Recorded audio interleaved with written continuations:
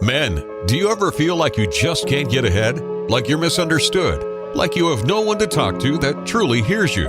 And women, are you often frustrated, hurt, and saddened in your relationships with the men in your life? What if there were a community of like-minded men going through the same challenges that would support, hear, and understand what you're going through? Working together in unison to create understanding, intimacy, and strong connections. That's the Way of the Illuminated Warrior. Way of the Illuminated Warrior talk show is a forum of candid conversations for men and women about men. Heard every Thursday at 7 a.m. and 7 p.m. Eastern Time on Dream Vision 7 Radio Network. Being a man today is not always easy. Until now.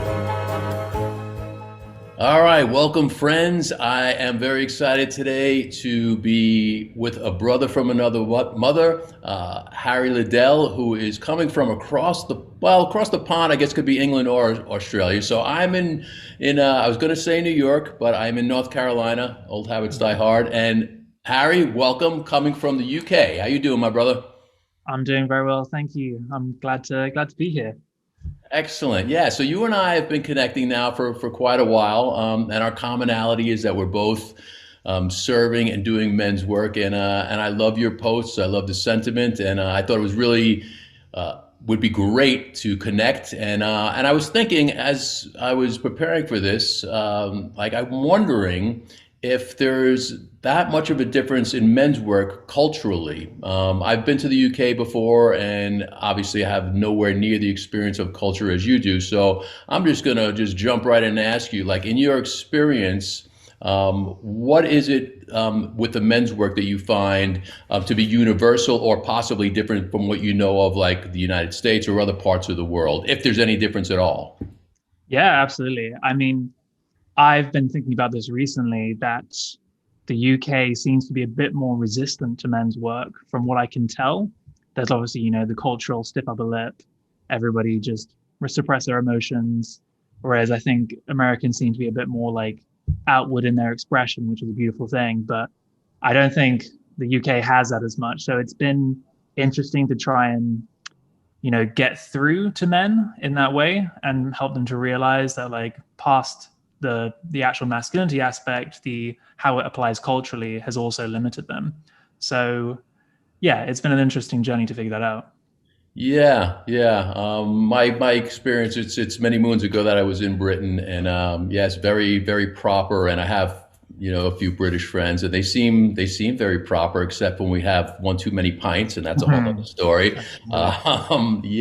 So let's share a little bit. Like, how did your journey begin? Like, how did you find that you even wanted to be involved with men's work, and what was the impetus behind that? Yeah, so it goes back to about 3 years ago when I just became chronically ill. So I started to experience like chronic fatigue. I had like lots of digestive issues. I was just basically a total mess, and I had like a ton of trauma that I didn't realize at the time. And as soon as I began, going to therapy and reading King, Warrior, Magician, Lover specifically, and Under Saturn's Shadow, I realized, like, most of my trauma is stuck where it is because of how I relate to myself as a man. And those books essentially freed me. And it's one thing having trauma, but then being stuck because of how I related to myself as a man was a whole different thing. So it's really been a journey of freedom of expression and realizing in what ways I limited myself just because of my sex, my gender. Wow, that's a really good point. And I think probably, you'll tell me if you agree with this, like, universally as men, I know the way I grew up. I've shared this story many times before. I grew up in an alcoholic family. My dad pretty much drank every day. And the paradigm at the time was the father, the husband, whatever, he went to work, and the mom, my mom she did work part-time, but she was a housewife. Kids were supposed to be, seen and not heard. And, my dad in particular, I wasn't a huge sports person, but he didn't go to any of the games when I was younger, and, softball, baseball, whatever it was. And in retrospect, I've ruminated over this over the years. I didn't really feel like he was there for me to teach me the things that I really felt I needed to know to grow into what I considered like and look forward to being a man. Like I grew up in the Jewish tradition. In the Jewish tradition, you're bar mitzvahed at 13 and you're considered a man, which I found amusing then. I find it amusing now. I mean, so Yeah. yeah. So it's, that whole aspect of growing up, and sitting with so many men over the years, hearing similar and even different stories that still have that commonality that not all of us, but a lot of us were just not supported in the ways we needed as little guys and adolescents growing up from our dads, from our uncles, from those kind of role models that most of us didn't have. So, if you're open to sharing, like, what was your relationship with your dad and any male role models growing up? Yeah, so I mean, mine's a pretty classic story. I have a bit of a anxious mother and a emotionally absent father, and my parents divorced when I was about 7 years old. So, like, the thing you're talking about with guidance is 100% like how I have felt and uncovered very slowly, realizing, wow, like most of the things that happened to me, doesn't matter that they happened, it matters that I felt that I wasn't guided, and that they were turned out so much worse because I felt I wasn't guided. So yeah, father was, emotionally unavailable. And a lot of the healing has come in realizing that everything that he did or didn't do to me was done to him as well. And a lot of understanding and love and acceptance has come as a result of that. But yeah, I've actually found the more I've healed my father wound, the more me and my father have reconnected. And I've even managed to get to the point where he is going to read King Warrior Magician Lover. So I'm excited to see where that goes and hopefully connect even more deeply in that way. Yeah, that's a very profound book, King Warrior, Magician Lover. Like, if any of you guys listening haven't read that, that's definitely on the required reading list, and it is pretty profound teachings in there. So yeah, I could totally relate to what you're saying. Well, let me ask you this: do you have siblings? Yeah, one sister, Older, younger? a year and a half older. Okay, so my sister's 2 years older. So this will be interesting to have this conversation and see what that dynamic was. Because being the younger one, you could look back at pictures now and see what I didn't realize till decades later. My sister was, which is not uncommon, like jealous of the fact that I came along. And I remember this with my eldest son when his brother came along. He's like, well, he's not coming home from the hospital, is he? I'm like, oh yeah, he is. Well, we are as the first one, which I wasn't, but saying if I was, like, the first one is like the king. He's got all the parents' attention, especially if it's a first one, and then usually the second one comes along and they get a little less attention. But in my case, my sister was always like a little bit little wild, so she did everything first, being older and all. But when I came along, she was not happy that I came along. So in the early pictures, you'll see her blowing out my candles at my birthday party or pushing me out of the picture, and we still kind of have that dynamic to this day, many decades later. So I don't know if that's something that you experienced with your sister as well. Yeah, no, I mean, it's quite interesting. I don't think she ever, maybe not outwardly, didn't want me there, but she definitely is like the wilder one. She was definitely the first to do everything, very confident. There's just like a running joke among her friendship group that she is the rock that everybody leans on. She's like so unbelievably mentally sound to the point where she's essentially my spiritual guru. Like, I do all the learnings, I've been to therapy a lot, but I always come back and she just says something and it's like, oh, yeah, I guess this doesn't really matter as much as I thought it did. And she's just, yeah, so level. But me and my sister have a really close relationship.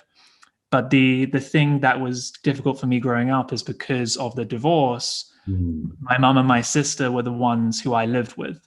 So this is now something I've realized as a gift, but I had a very, like, and I don't say this in a negative way, but like a feminine essence about me as a child. And I was very connected emotionally. I was very intuitive, but at the cost of not fitting in with other men. And so that's kind of where, the wound started to form, and realizing, like, why can't I connect with other men properly? And, it goes on. But yeah, I'm incredibly grateful for it now because it allows me to serve men in that way. Like, a lot of men are very hardline masculine. And then when I can come in as a man with a very powerful feminine essence, that allows them to integrate their feminine side so much better. So it's a beautiful gift in the long run. Yeah, I love that. Similar in the sense that I was very introverted when I was younger, and I felt that I didn't fit in either, and maybe I think that we did fit in. It's just a matter of like being able to connect to those other misfits, if you will, or at least that we felt that we were misfits. Because, I remember at the time I had very low self-worth. I was very shy and introverted, as I said. So, and I'm looking at, the jocks and these guys who were getting all the girls and who already have facial hair, and, judging myself against that. So I could relate to that. And going through divorce, I was 17 at the time, almost 18, and it was pretty traumatic. I had this a fairy tale belief that, you get married once and you live happily ever after. And, I didn't see the dysfunction that was going on in my family. And, I think to a degree, family and dysfunction, those two things are almost like interchangeable. It's like most families have their dysfunctions, and it's just a matter of understanding that, accepting it, forgiving it, and growing through it. So I think much like you, the experiences that I had definitely made me stronger, made me find or gave me the opportunity to find my voice, to my essence, my confidence in myself, and to lead me to also be working with men, which, like you're saying, is such a gift. And I do believe that they can relate so well to what we share is because we're relatable in the sense that we've experienced it before. We're not just talking about things that we read about or that happened to other people. We've experienced that hurt and that trauma and that unworthiness. So we know what guys are going through. So, so kudos to another one of my brothers doing the work out there, because it's important. Yeah, man, you too. And it's beautiful to connect with you and see the beautiful work you're doing as well. It's the hero's journey where both of us felt like we couldn't connect with men. And so we went on our journey, and now we can connect with them better than most people can. And that's the alchemy. Yeah, that's beautiful. And I love what you were saying also. You were speaking about pretty much the sacred feminine, which, we all have that feminine side and that masculine side. And I remember when I first started doing this work and talking to guys and like just bringing up the feminine, I'm not I won't use any of the words, but, I'm like, I'm not calling you a girly girl. We all have that sacred feminine within us. We have that intuitive side, that passionate, compassionate, birthing side. And, I think when guys really stop and think about that and can really allow themselves to relate to it, it makes sense because it's all about balance, the masculine and the feminine. And I don't know if you agree with this, but like, I think today, one of the big problems is that we don't have that balance. I mean, women are speaking out about equality, whether it's gender, race, jobs, whatever it is, and it's way past time anyway. But it just feels very unbalanced to me. Like a lot of the women that I know or have seen going for this goal of being heard, it seems almost like it's more masculine. They're taking on a lot of that yang energy, that masculine energy, trying to find that balance, trying to find that way to communicate with the world, with men. And I think together we really need to figure out, how do we communicate? How do we support the women? And in supporting them, they're just going to support us anyway. And that's really all either one of us wants. So what's your take on that? Yeah, I'm 100% agreed with everything you say. The way I see it is, I suppose I like to go past masculine and feminine. Like I like the idea of them, but even going past that is really just, in what ways are we protecting ourselves from being our true selves? And then how can you let those protection mechanisms fall away to reveal your true essence, which will be a blend of what we call masculine and feminine. And yeah, I think that's where the real integration comes. And one of the posts I did recently was about the king archetype, or the sovereign or the queen, which is around the idea of integration, which comes from the Latin integratatem, which essentially means to make whole. And really, we all have fractured pieces. And for a lot of men, as a result, what we call the feminine is really just the fractured pieces of our intuition, our empathy for self, our nurturing nature, and all of those were always there. They've never gone anywhere. We just fractured them away. And so wholeness is restored by realizing, hey, these things that we call feminine are actually just parts I always had, but I was taught to cut away. And so that's what the king does, is the king integrates and brings order to the kingdom and invites those which were cast away back. And it's really just like a journey to wholeness. And it's just damn beautiful. We'll be right back after this. Hey guys, this is Waska. Listen, if you're hearing my voice, there are no coincidences. Are you ready to get unblocked and take the next step forward, whether it's with relationship issues, finances, or just moving into the next phase to elevate yourself? Listen, bros, this is what I do. I'm here for you. Drop me an email at Waska, that's WASKA, at illuminatedwarrior.com. We will work on this together and take you to the next step. I promise you'll be glad you did. One of the ways we close our meetings is we affirm that we're happy, healthy, whole, and healed. And those are all really, really strong things. It's not just, woo, I'm happy, because you think about how many people really are happy, how many people really are emotionally, spiritually, physically healthy, how many people are healed from. We're walking, I want to say nation, we're a walking world of traumatic individuals.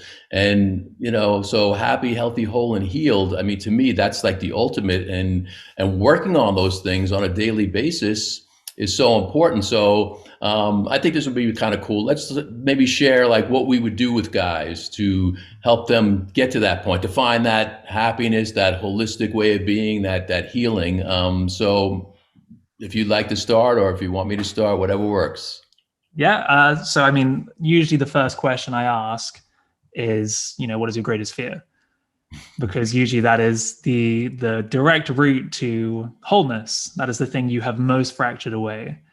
And what I reveal to the men that I work with is, it's okay to be afraid. It's okay to be angry. It's okay to be all these things. But the thing that is actually most damaging is the parts of you which are in conflict with those, with that fear and with that anger. So the parts of you that hate that you're afraid, the parts of you that hate that you're angry and repress it away, those are actually far more damaging than just being afraid and just being angry. So just like revealing the internal conflicts that are going on and helping them to make peace with them, that's usually the route I go down. Yeah, I love that. And I love that you said that, you're not acknowledging it yourself, because the first thing that came to mind, because I've asked that, what are you so afraid of? I was going to say to you, how many more questions do you have to ask them before they really give you the true heartfelt answer? Because usually, like you say to a bro, like, hey, how you doing, man? Oh, good, man. Everything's great, right? I mean, that's the first response until you really are willing to like go a little deeper and peel the onion. And we've all got challenges. We've all got issues, and it's just a matter of like opening up our hearts. So I like that you said that you share that, because I find that also when I share my vulnerability and show guys like, I consider myself to be a very empowered and powerful man. And part of that empowerment is I spent the last 2 days weeping like a baby because 2 very close friends passed away, and I'm not going to keep it in. I'm not going to hold it in. I reached out to people. Usually I don't even like posting stuff like that, but you know what? I'm like, I want these women to be known for the beautiful souls they were, and not just make it all about me. Well, I'm sad, I'm crying, I feel terrible. It's not about me. It's about the relationships and being able to express that. And part of what we do is we become vulnerable. And we were taught, I don't care if you're in the UK or for the US, we were taught to like, stick out your chest, suck it up, don't cry. It's all those cliches that are actually very real. What's wrong with emoting? What's wrong with crying? What's wrong with expressing yourself? Absolutely nothing. And don't you feel so much better when you do that? Absolutely. And yeah, no, I'm sorry to hear about your friends. And it's Thank you. Something I've heard before is that the expression of our grief is really like a gift to God. And, God can be many things, but really it is, it's praying at the altar. It's a form of worship of the God within you, allowing yourself to be expressed is just a powerful, powerful thing. And it's beautiful. Yeah. So I know you facilitate and work with men and share your teachings and all. So this was a conversation I just had a little while ago with a new friend at lunch. As the facilitator, how do you take care of yourself? I mean, do you have a connection with other brothers or a mentor or somebody? Like, how do you find that outlet to release with somebody else, not keeping it all in and having that connection? Yeah, absolutely. I mean, because of my specific traumas, the thing that I found the hardest was actually expressing myself. And so I've become very good at finding ways to do that. And part of the difficulties I had was allowing myself to be witnessed while doing that. And I'm sure, that's a similar story for many people. But because of the way that I was at the time, I found every single way to express myself without including another person because I was just so avoidant of other people and so afraid of vulnerability. So I can do it now, but I've become very good at journaling, self-regulation, all of these kind of things. But yes, my partner is an incredible woman, and we have a very conscious and open relationship in that way. And we are always available to each other in that way to help each other emotionally. I have various brothers. I always have either a therapist on the go or a coach. So I've worked with Rainier Wild before, who's an incredible shadow worker and mentor. And I'm currently also doing things like EMDR and IFS, IFS being like internal family systems. And I just find that, being a client to somebody else and expressing myself has just brought so many new ideas and downloads that I can then offer to the people I work with. And it's just such a powerful thing to always be a learner, always be, Yes. yeah, 100%. Yeah, I love that. Yeah, when we get to the point where we think we've got all the answers and know everything, that's a dangerous point to be. So I agree with you. And actually, on Tuesday was when Oceana Fastwell passed away. She was my mentor in the traditions that she taught, not just me, but a lot of people around the world. She's the people of the trees, the Shishindi people, better known as the Apache. And she fought for 15 years to bring native ways to non-native people. And she finally wore her elders down. They're like, okay, fine, go out there and teach. And she brought some really beautiful teachings to the world. That's where my spiritual name Waska comes from. So, I think the value of having a coach and a mentor and always learning, like you're saying, it's invaluable, because we never stop learning. And it's really important to keep that heart open. And I love it also. The more I learn, the more I could bring to other guys, who are not necessarily seeking that same kind of experience or knowledge or wisdom. And then we could share that with them, which I think is wonderful. 100%. And I think that it's just the blind spots thing, like the shadow work aspect of everything. Just having someone who can be like, you are lying to yourself right now and you're not looking at it. And you're just like, yeah, you're right. 100%. This is, something that I have learned from my mentor Rainier, and that I have given to the people who I coach as well, is just to penetrate very deeply to the core of what is happening and say, this is what's happening. And you're afraid to look at it.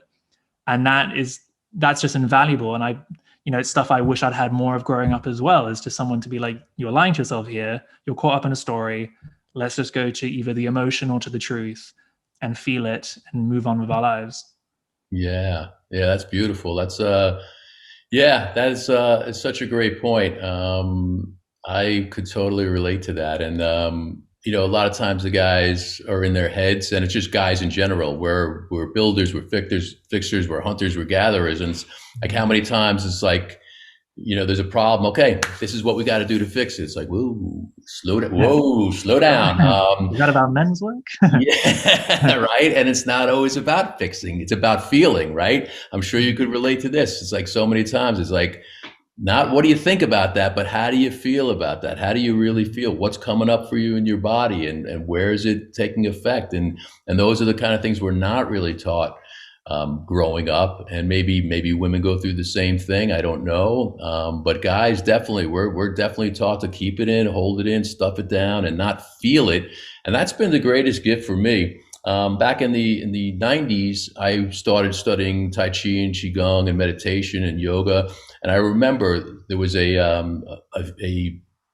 form that we filled out, and the question was like, what's the biggest thing that you noticed after doing all this work? It was like after a year course. And I wrote, I cry more than I ever have, but it was beautiful because it's like, I was keeping all that in, and I was so ashamed that I used to cry. I would never cry out loud or in front of anybody. And then I'm like, you know what, this actually feels pretty good. And I've kept so much locked away. And I think it's important for guys to feel what they feel, emote it, get it out, because as I said many times before, emotions buried alive never die. They come back 10 days later, 10 weeks later, 10 years later, and you might not even know where it originated from, but it starts manifesting in your body, and that's where that disease and stress and illness takes its toll. So 100%. Yeah, I actually worked with a client the other day, and they came to me and they were just like, talking about all of these stories about what happened and how this made them feel, about how their sister treated them, about how their family treated them. And I was like, all right, let's stop there. Let's stop with the stories. Like, how does it make you feel? And then let's jump back to a memory in your childhood. And like, can you locate a memory under the age of about 7, which perfectly reflects this situation? And 10 times out of 10, you will find that there was a situation which perfectly replicated the feelings that you feel now, and in essence, manifest the current difficulties that you are experiencing. And it's just such a powerful thing to help people realize, like you say, emotions buried alive and all this kind of thing, is that they don't go anywhere and they are always influencing you, because your body doesn't really have a concept of time. It's just in the present moment. The mind has a concept of time, but the body is just like, if this experience mirrors what I experienced in the past, I will just bring up the exact same emotions that were unresolved when it happened. And that's, really just the biggest difficulty for men. I spend the first 25% of all of my sessions just telling men to get down into their bodies and to feel, and to stop telling me stories. Let's go into the feeling aspect.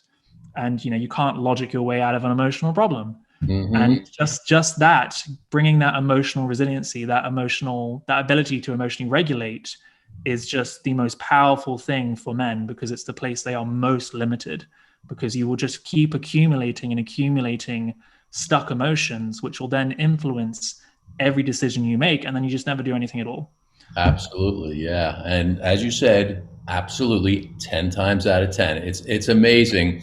I use that exercise. I probably used it twice in the last 10 days. And it's, when a guy is really willing to open up and look at what the question is and look at what the situation was. And as you said before, 7, because as we know, 0 to 7, 0 to 8 is where we are really formulated in our patterns that are from our parents, from our environment, from our peers, from whatever is surrounded in our life at that time. So it really is super important to tap into that and to go back. And a lot of times I find guys don't want to go back. And I'm like, you know what? It's okay. Just like you had said before, it doesn't matter, speaking about trauma, it doesn't matter so much what happened. It's more of like acknowledging that it happened and the feelings that went along with it, and working through that, rather than harping on, well, this happened to me, poor me, and this was terrible.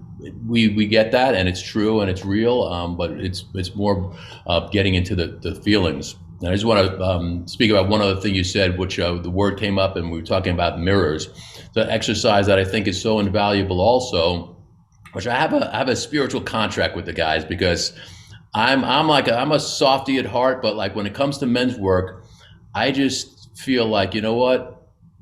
We've spent enough time BSing ourselves, okay? Like, if you're gonna trust me, my only intention and goal here is to serve you as a brother, okay? I have no ulterior motives. I want to see you happy, healthy, whole, and healed. So if you give me permission, I'm going to hold the mirror up for you, okay? You're going to see a reflection of what you're saying to me, what you're showing to me, what you're outwardly, physically, even verbally expressing. And this is not me. This is the mirror. This is you. And when guys are really open to doing that, and they will, literally and emotionally and energetically look into that mirror, hear what's reflecting back and feel what's actually gone on for them, man, it's powerful stuff. Really is powerful.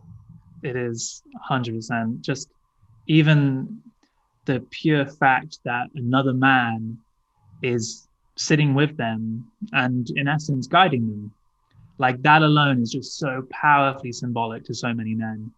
And it's it's one of those things. I've done a lot of therapy with women, and that is obviously very powerful in its own right, but it went to another level when I did therapy or coaching with a man.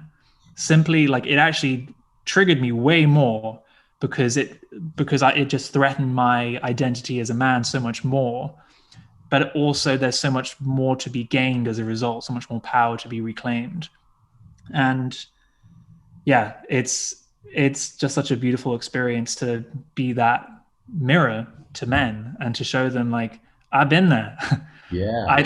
I think one of the things that I've found is that I've had like most masculinity issues I see out there, like I've had like 70% of them.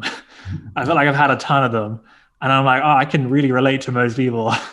And that's just been a really powerful thing for me, because then I can just, like, in pretty much all cases, I can be incredibly helpful. It's like, no, I've literally been there. I can very much empathize. I can tell you a story of my own experiences. And that's always been really settling for the men I work with, is just the relatability. And I ran a men's circle in January last year, and we did 2 weeks around the concept of sex, and everybody went around the circle talking about their stuff, and slowly everybody was clicking, like, we all have the same stuff. Everybody's worried about the same thing here, and everybody's had the same problems, and it's just surprising. People you wouldn't expect all have sexual difficulties, they all have problems connecting.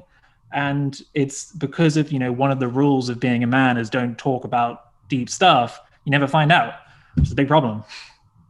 That's so powerful that you're sharing that, and it's wonderful to experience, and it's so true.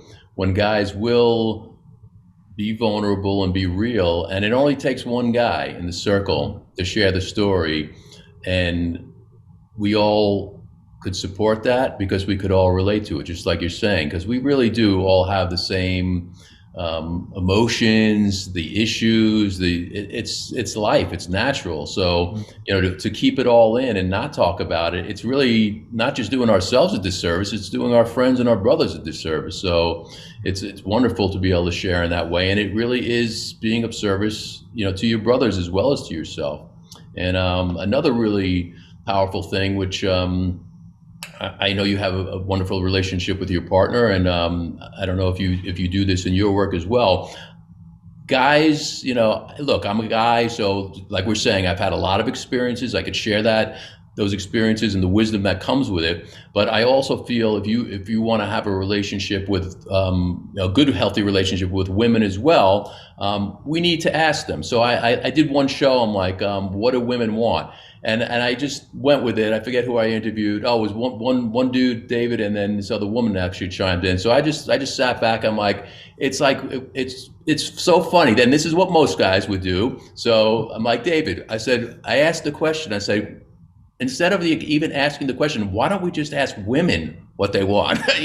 Let's speak to the women and find out what it is that they want. What do they need? What are their impressions around, like, masculinity in their lives? And so I've interviewed a lot of women, and I do some work with women as well, primarily with men. But it's been such a huge help connecting with the women and not telling them anything, but listening and asking them, like, okay, what's your impression of this? What do you think would be helpful in your relationship? And what were your relationships like with the men in your lives? And where can we find commonalities and communication and healing? And that's been like a huge part of the work that I've been able to offer the guys as well, because I don't know those things until I ask them, So have you done any of that kind of work with women specifically to bring that kind of essence in as well?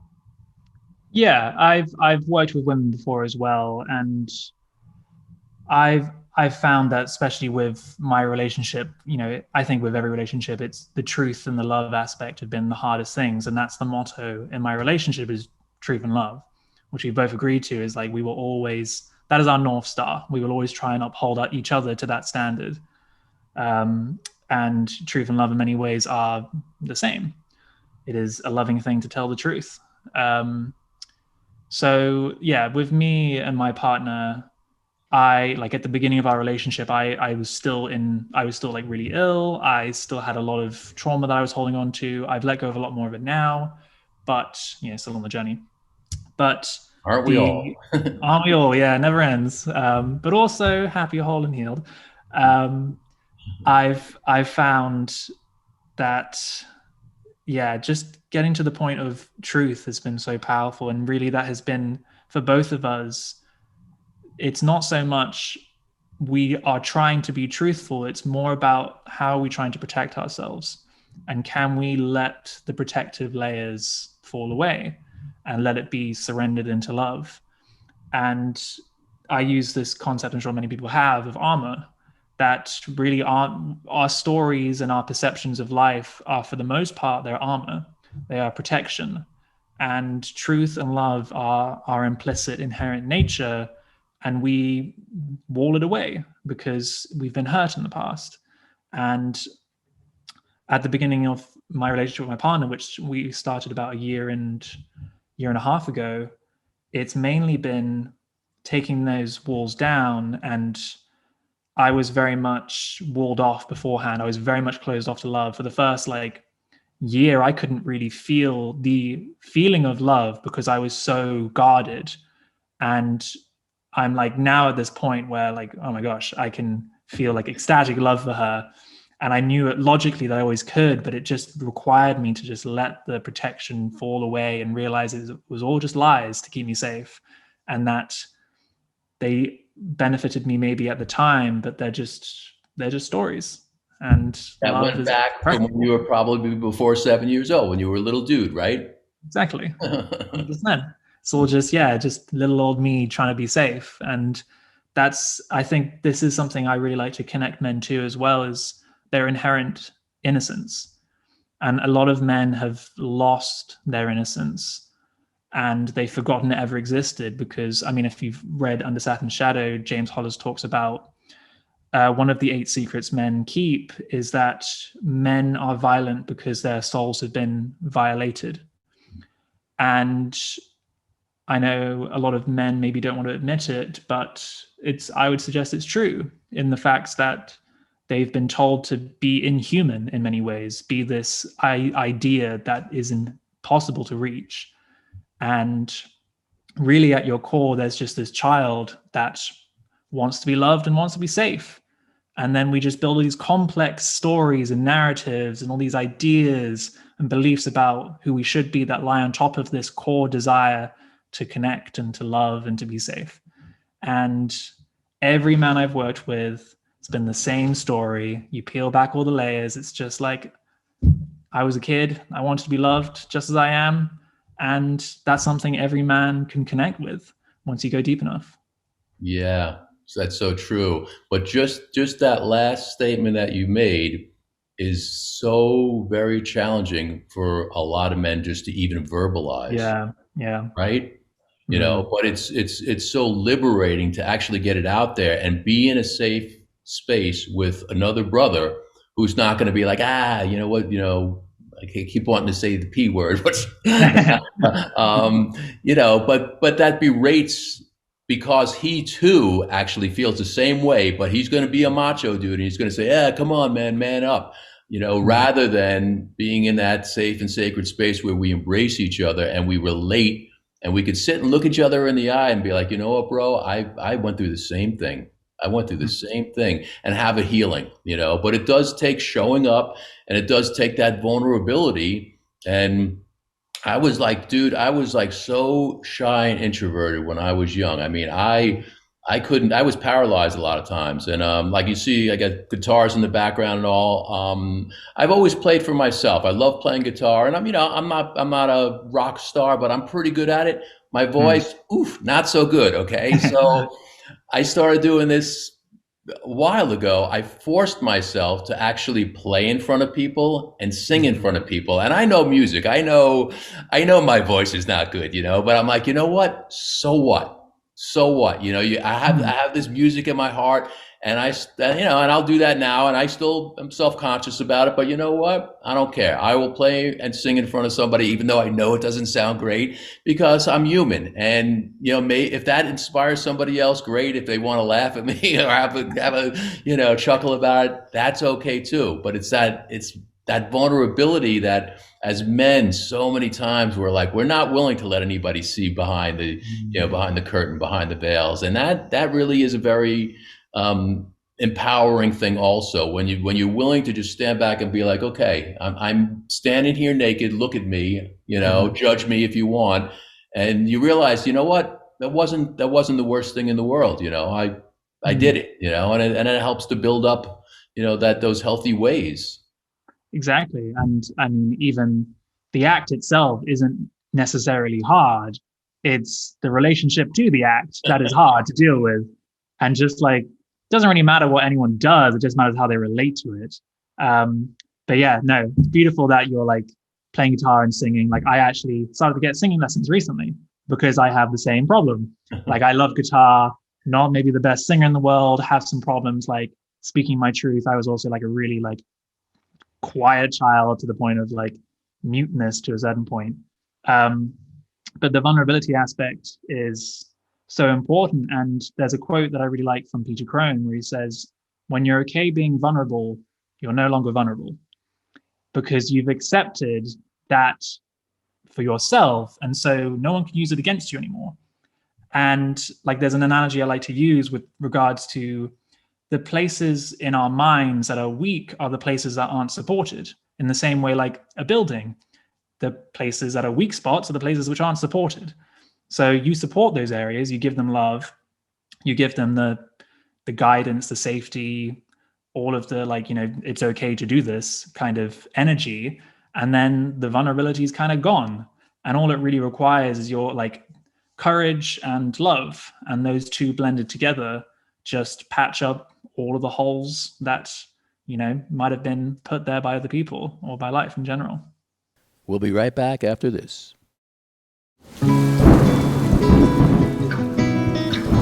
Do you sometimes feel down, lost, or lonely? Are your finances feeling sluggish? Can your relationships use a healthy tune-up? Don't fear, bro. Help is here. Experience the benefits of connecting with other men who are going through similar challenges. Be supported in our safe, sacred, and inspiring monthly telecircle with the Brotherhood of the Illuminated Warriors. Connect with Waska for one-on-one mentoring with the first session completely free. What have you got to lose? Check out illuminatedwarrior.com or send an email to waska@illuminatedwarrior.com. You're invited to step up your game and join us. You'll be glad you did. So I don't know if you had the same experience growing up, being, we were sharing like with our insecurities with our voices and all. So Mm. growing up, as I said, in an alcoholic family, when I finally found my power, and it didn't happen overnight, but I finally started feeling confident, and I found my voice, opened up my throat chakra, and started speaking my truth to my family, and realizing like, wow, there's a lot of dynamic, and there is a certain dynamic in an alcoholic family. I had my role. I was the good, quiet son that just smoothed everything out. And I realized I'm not okay with a lot of what's going on here. So I started speaking what I felt was in my heart, and it created a lot of upset. It rocked that apple cart, as the saying goes. And I realized I had to set like healthy boundaries. Like, this is not okay anymore. I'm not a little boy. I'm not, this is not my role anymore. And we, as family, there was a lot of this going on. I was the odd man out. And that was very difficult for me because I'm like, I'm not doing anything wrong. I'm just, yes, I've changed. I like to think that I grew and evolved, but this doesn't feel good to me anymore. And I don't want to do this. I don't want to be part of it. And this is what I need from you guys, and they're like, well, you're not getting that, So a really great book that helped me, Harriet Lerner. It's called The Dance of Anger.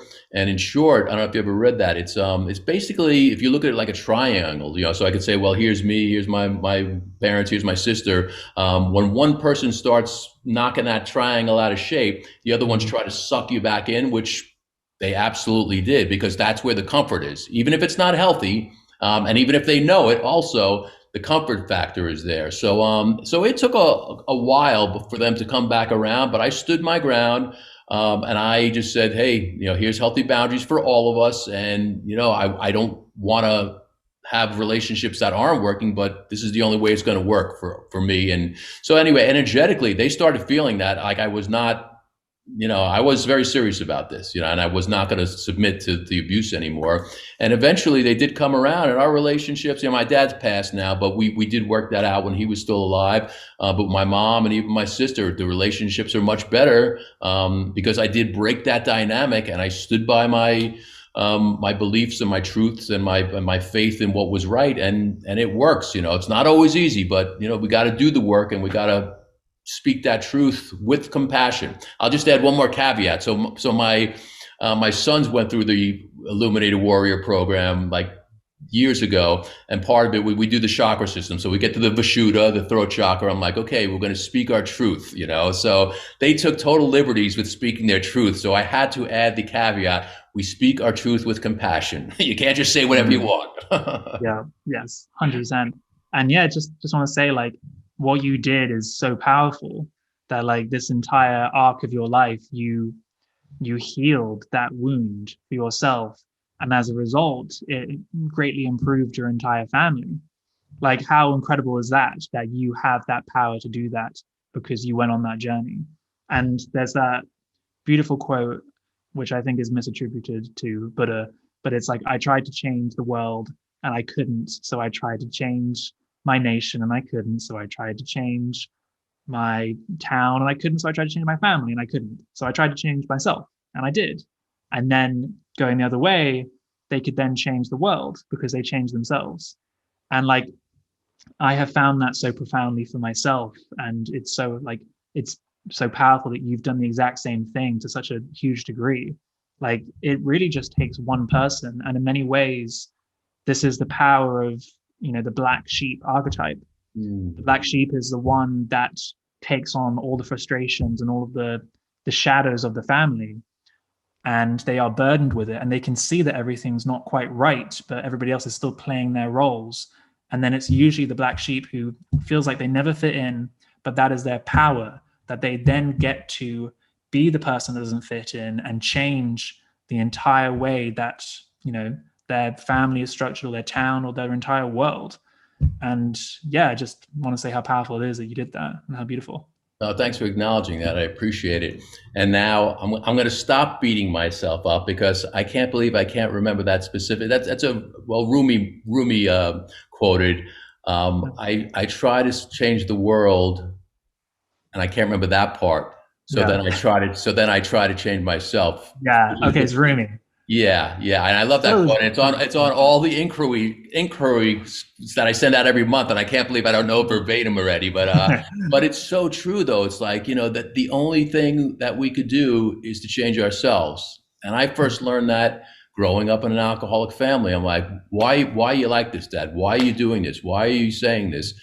And when I finally realized, like, I can't change him. I can't do anything but what's within here, to change myself. If I want something different, then I got to do it within my own being. And just like we were sharing, like, when we do that, it does energetically impact other people, whether it's family or friends or other brothers, holding that beautiful intention. It's really is, powerful, and it's contagious too. When other bros see the work that we're doing, it does catch on, and it's a beautiful thing to share. Yeah, absolutely. And just, anyone listening, that, it's not true for everybody. There are some people who change, and that means never meeting their family again. And that's equally as valid. But yeah, 100%, it catches on. And there's something that Aubrey Marcus said, which was similar to this, where he was telling his family, like, oh, you got to try psychedelics. Like, it's incredible. It's the most beautiful thing that's ever happened to me. And they're like, yeah. and he was trying for like, years and years. And then he did a ceremony, and the next day he saw his family, and he just had a different energy about him.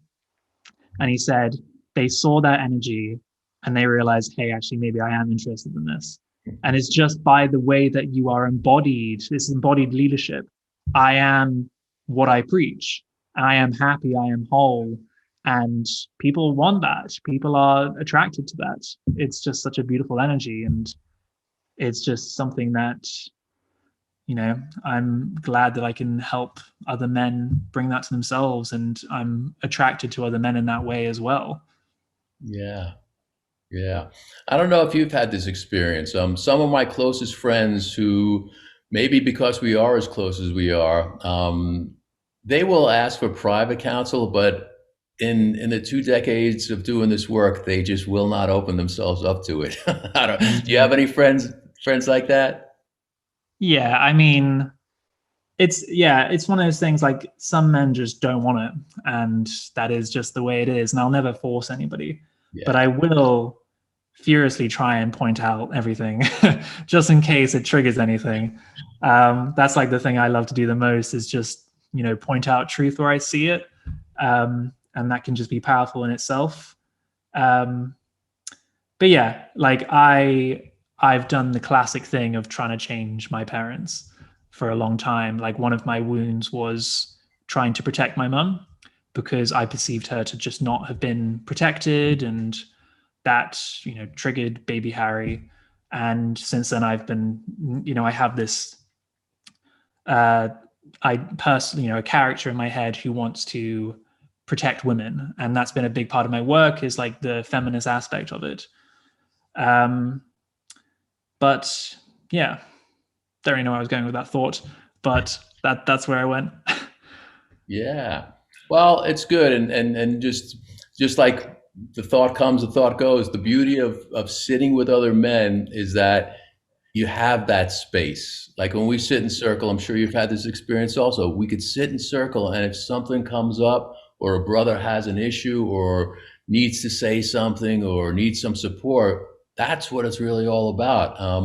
Just had this experience yesterday. I shared, I've had some losses recently. A friend of mine, I knew from a couple texts something was not right. So I reached out to him yesterday, and I could tell. I'm like, bro, come on, man. I'm here for you. Well, what's going on? And he shared with me, he's like, I really don't want to talk about it. It's not a big deal. Not a big deal. His mother just passed away like 2 weeks ago. I'm like, bro, man. I'm like, please don't hold that in. Like, let's talk about it. And he didn't want to talk about it, and he didn't talk about it for over an hour and a half. And afterwards, he was just so, well, I'm being sarcastic. He did talk about it for over an hour and a half, and he was just so light after that. I'm like, bro, man, this is what we're here for each other. This is what guys need to be doing for each other. Just, I just did that for you. You're saying, great. When I need you, bro, can I call you? He's like, absolutely. So, and he texted me today. He's like, I don't know what happened, man, but that was like the most amazing thing. And it's like, so of course to me, or you hearing the story, it's like, yeah, this is what we're supposed to be doing. This is what we do. But a lot of guys don't allow themselves to open up or have those experiences. And that saddens me a little bit. So, part of my mission is, I'll put myself out there, and, I don't want to rub people the wrong way. Sometimes I push it a little bit much when I know somebody needs, an ear or a hug or whatever. And if they don't want it, that's cool. But, I just feel it's important if you see a brother in pain and he's keeping it in and he has no outlet, like to just offer, just be there. And all we got to do is listen, hey man, I'm here for you. What's going on? I'm here for you, and that's a beautiful thing that we could do for each other. Absolutely. And like even past the pure just beauty of connecting with someone in that way, like the way that I can I try to make it more enticing to certain men is that it's one of the most powerful tools for manifestation. Just the ability to emotionally regulate, because of what we talked about earlier, that like these emotions don't go anywhere and they influence your current experiences and the decisions you make. So if you want to become whatever it is you want to become, whatever success looks like to you, you probably can't do that until you have resolve these unresolved emotional issues, because they will try and keep you safe more than anything else, and anything new doesn't feel safe for the nervous system. So like I found this like very dramatically with myself as well, is the more I can strip away the layers of protection, or at least bring protection to those parts of me that are afraid, the more clear it has been what my path is and where I am going, and my ability to connect with other people, and my ability to like if I struggle in some way, the time it takes for me to get rid of that is just dramatically reduced. And like beforehand, if I was asking for a higher salary, that would have caused me so much fear.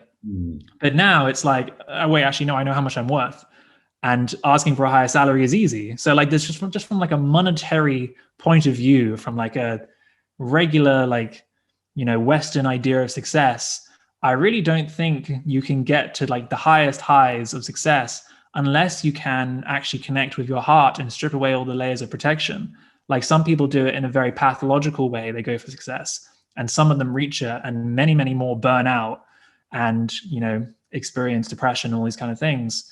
But to get to where you want to get to in a very aligned, healthy, surrendered way, it requires you to be able to release the emotions that are preventing you from doing that. And like, I think that's a very appealing thing to men as well. It's like, if you want to be the success, or you want to be who you want to be, that requires you to strip away everything you thought you were. Yeah, so that's such a good point, man. I love that. And that's a huge thing. Probably the number one thing that comes up when I work with guys that they want to work on is that financial stability and the money aspect of it. And look, we all need money. We all have bills to pay, and we need money. I get it. But that's not where that prosperity and abundance really comes from. When we work on that prosperity mindset of all the other aspects in our life, the money and the wealth in that vein comes. And I remember saying to a friend of mine, this is years ago, my marriage was really well. We just had our first son. I was doing well in business and all. And I remember we actually did a Grateful Dead show. And I said, dude, I'm like probably the wealthiest dude And he immediately, like I saw his body change. He started getting defensive. Like, what do you mean, man? How much money you got? Like, I'm doing really well. Yeah, he got all defensive. I'm like, bro. I'm like, what do you think I'm saying? He's like, yeah, you're saying you got more money than me. And it's a good friend of mine. I'm like, has nothing to do with money, dude. I'm like, I'm wealthy because I'm like, my heart's beaming, man. I'm here with my brother. We just heard Jerry and the boys jamming out. I have a beautiful wife and a new baby at home. I'm like, and yes, I have a roof over my head and I have the material stuff also. I said, but wealth to me is not just about the money, man. It's the holistic viewpoint. And I think, tying everything together, that's really what the men's work is about, the holistic viewpoint of, that's why I say being happy, healthy, whole, and healed. And then the money's going to come, man. And that's like, when I hear guys, that's the first thing I'm like, where are you feeling it in your body, dude? Because I know it's right here. I know your heart is clenched, because you can't have a free and easy way of being if all you're worried about is making money. So yeah, the holistic part is everything to me. So we're getting ready to wrap up. I wanted to give you the opportunity to share closing remarks, what you want to share with the brothers, and then how they might be able to get in touch with you if they like. Yeah, absolutely. So I would suggest, maybe you've done it before, but read King Warrior Magician Lover, read Under Saturn's Shadow, and join a men's circle. And it'll just change your life in so many profound ways. And every man I know can benefit from it. And if anybody wants to, see my work, they can find me on Instagram at Harry Liddell _, and that's LIDDELL. But yeah, I'm looking forward to connect with anyone who wants to talk, and happy to help anyone who has any questions. Beautiful, brother. Yeah, and I'll put all your contact information in the show notes. And this has been a real pleasure. And just to echo what you said, this is the kind of work that my brother Harry and I do, man. We reach out, and it's not just all about the money. Yes, we do this as a vocation, if you will. But if you could see the true spirit that's coming through, man, we really want to connect with brothers, and then heal one brother at a time, man. Brothers supporting brothers. So This has been beautiful, Harry. It's my pleasure to have this time with you, my friend. Thank you so much. It's been awesome to connect. Excellent. Well, let's continue to illuminate our paths with loving kindness.